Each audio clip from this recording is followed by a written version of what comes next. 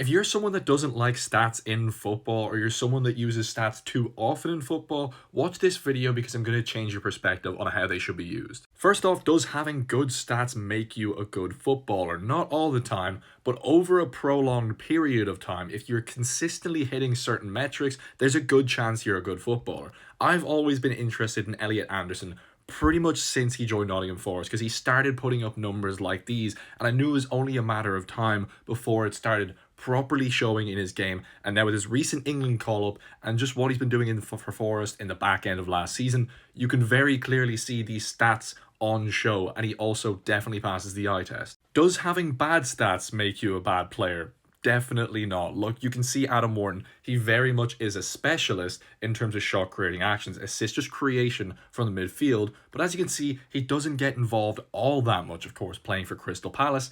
Are you going to be dominating possession and putting up that many passes? Even though he is kind of their trigger, get the ball to him and then we can get a counter-attack going. That's what you can see within these stats. Doesn't get the ball too often, but when he does, very efficient. Doesn't get too far forward to get goals, and actually doesn't put up too much defensively. On the base of things, looking at these stats, you would think Adam Wharton is not a great player.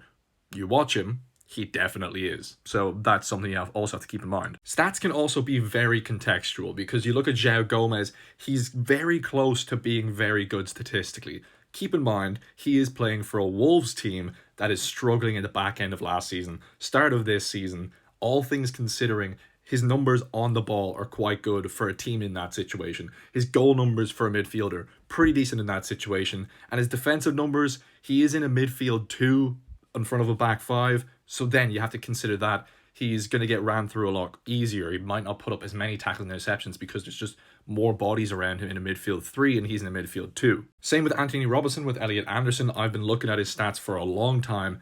He ticks every metric except goals. Look at that. If you compare him with like a Nuno Mendes, it would kind of be flipped. Not as much defensive, but way more in attack. But he's been doing this long enough, and then it eventually shows in his game that he is very good, and I think we would all agree that he's a very good player. Or you can use stats to go, right, these stats, I've seen them before.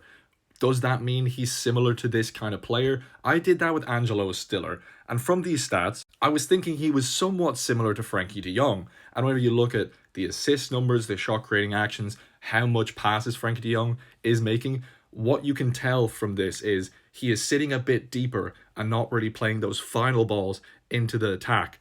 But he definitely is somewhat similar. Then I watched Angelo Stiller a bit more, and it was very clear to see he was somewhat like Frankie de Jong. So again, you have to take stats with a pinch of salt and actually apply the knowledge that you have to them.